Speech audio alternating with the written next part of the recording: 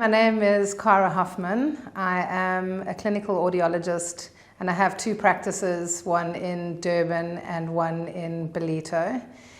We run a full diagnostic audiology practice, so we deal with all sectors of the population, work with from newborns to geriatric, from the dizzy patient to the hearing impaired patient, to profoundly deaf patients with implantable devices, to children who have auditory processing difficulties and adults who battle with tinnitus or ringing in their ears.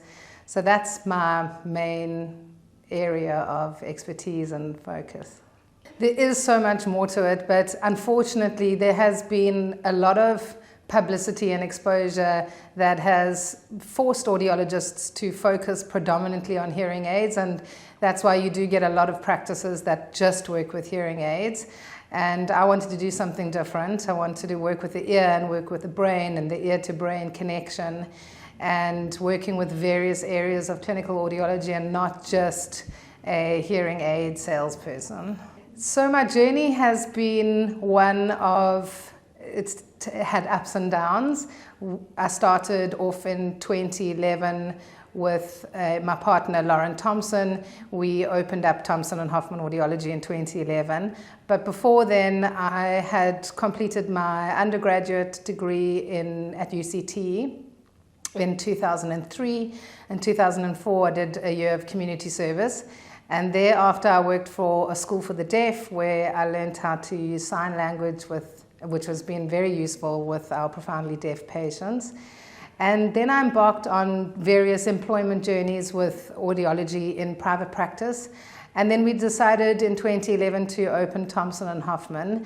And that was probably the best thing that I think I ever did for myself in terms of my own personal growth and professional growth, where we could design the way that we wanted to see our patients and give them really personal, individual attention and work with each of their specific needs, as opposed to working for someone and having a guideline of how they would want us to represent their practice. And it gave us an opportunity. But when we started off, we didn't have many funds.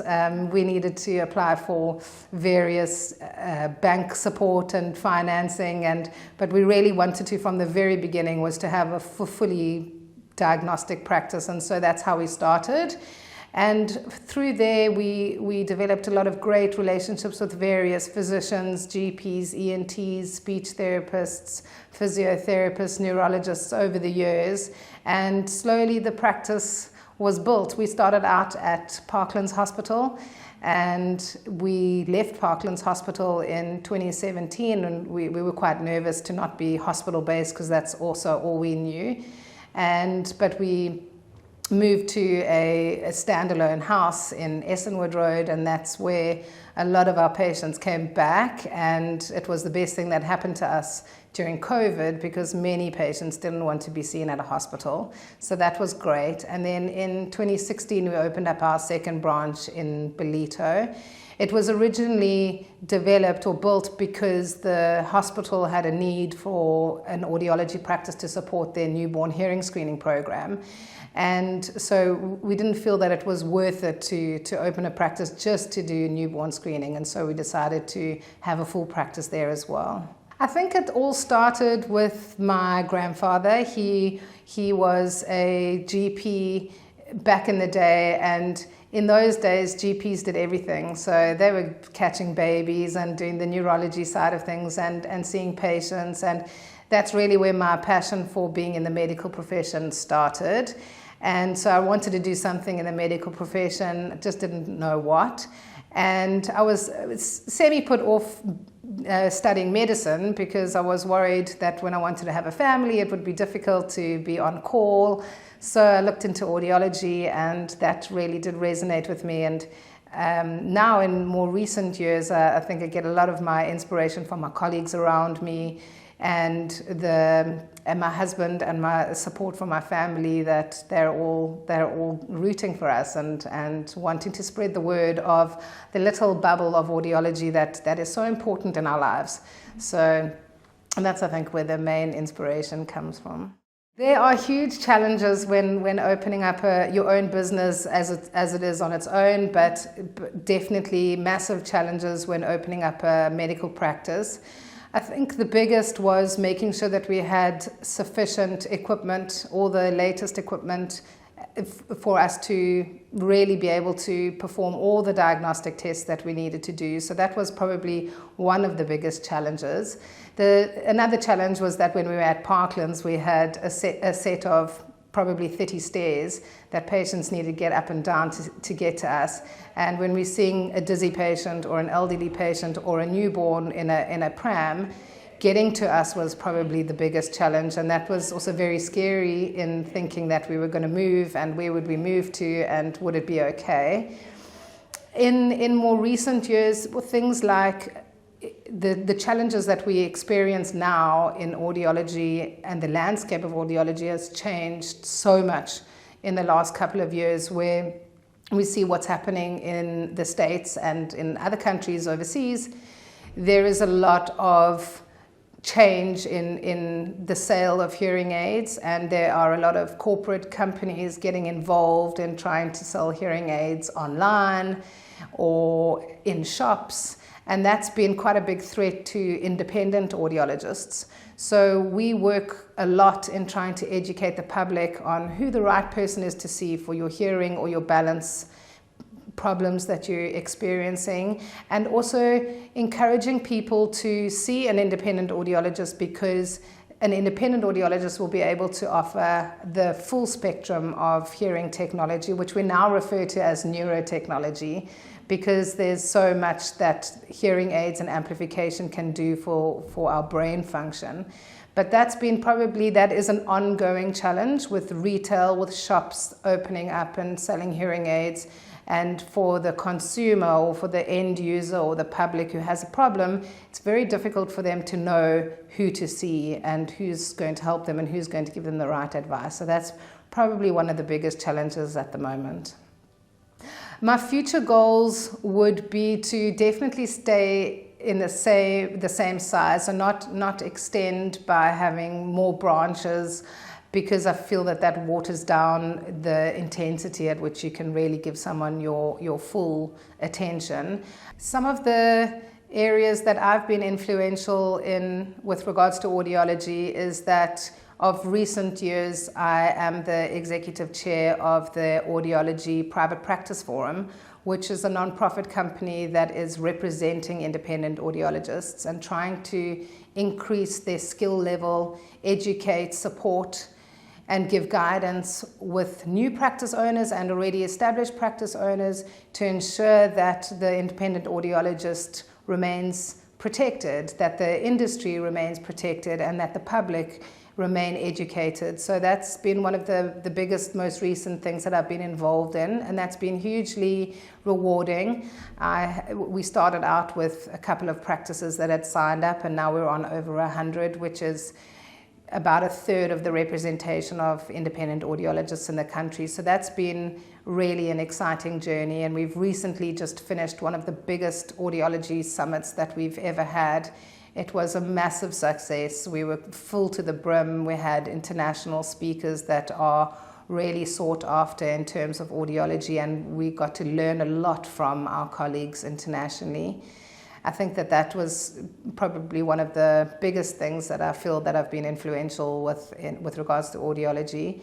And also just completing my clinical doctorate in audiology, because there are very few clinical doctorates in audiology. It's not a degree that is available in the country, so it's mainly available in the States. And that has also been really positive for me in terms of understanding all the pathology that we need to know, all the variety of tests that are available, and keeping abreast of the latest research in the current times. The advice that I would give to someone who's starting out a practice is don't be the technician all the time. You have to have an entrepreneurial hat on. And that comes with its own challenges, and it's to be comfortable reaching out to people that are the specialist technicians in their area. So for example, to take on an accountant who is the specialist in your numbers, and to take on a marketing person who will be the specialist in that area, not to think that you can do and should do everything on your own, but to start out small. I would also recommend that to remind everyone that how do we eat an elephant? We take one bite at a time, and to do things properly and not to water yourself down, not to lose your ethics and your professionalism, and to keep your clinical hat on all the time, and to always make the right decision for the patient and not let finances or perverse incentives lead you away from the right path. That would be my best recommendation. What do I do for my time out? I have 3 little children that take a lot of my time. The oldest is 6, and then the middle one is 4, and the baby is 2. So a lot of our time is spent running around after them and entertaining them. My husband and I enjoy the gym, and the kids get to go to the little kiddies gym, which gives us some time to exercise and look after ourselves as well. Being part of the KZN Top Business Woman of the Year is a real honor, and I think that it's a huge springboard for audiologists in the country. It is 99% female based, and I think that every audiologist or every practice owner should be encouraged to showcase their practices and educate the public. So I think that is one of the biggest things that I'm hopeful for, is to pass on information and to educate the masses. The message that I want to put out is that from about the age of 50, the natural aging process is that ear to brain connection starts to deteriorate, and the immediate effects are that the person generally would suffer from challenges with their communication, particularly in a noisy environment. That's the number one most common complaint that most people have. And if they're not guided properly about the right technology to use, that the technology that and as well as the accessories that are available on the market that will allow that reduction in background noise and to enhance the speech, inevitably what happens is if someone hasn't had their hearing loss treated, they'll have the same outcome as someone that's got a poorly fitted hearing aid or a low-end technology hearing aid that just is not able to cope in a noisy environment. And the result is that the brain atrophies, and we have challenges with communication. And so now they've come up with the link. There's a direct link between dementia, Parkinson's, Alzheimer's, any sort of cognitive decline, and hearing loss. The number one modifiable factor in treating dementia or someone that's showing some signs of cognitive decline is to treat the hearing loss. So that's been a massive change in the way that we think. So if someone has got a hearing loss, and we can assume that they will have challenges in a noisy environment, we recommend, because hearing loss is a progressive degenerative disorder, it's not something that's going to stay stagnant forever. You need to keep updating your hearing aids. At minimum, you need to have your hearing checked annually, and at least have the hearing aids reprogrammed to be able to assist that person to hear properly in a noisy environment. Otherwise, they'll do just that. They will withdraw from social situations. They don't want to give an incorrect answer. They don't want to look stupid, and so they choose not to. And that aids the cognitive decline. It causes it to go faster. So I would always encourage someone that isn't doing well with hearing aids is to either seek a second opinion, speak to someone that is an independent audiologist that is able to offer best practices in hearing aid fittings, and get that hearing aid to work more optimally for that person.